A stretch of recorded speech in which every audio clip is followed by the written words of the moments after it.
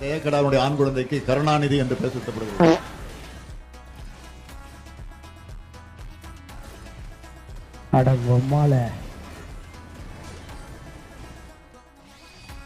खत्म.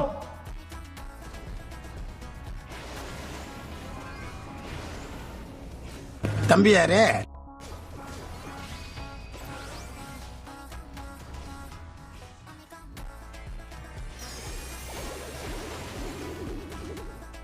நான் போறேன் பாத்து.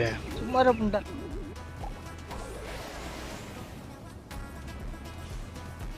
ஆமா நீ யாரு?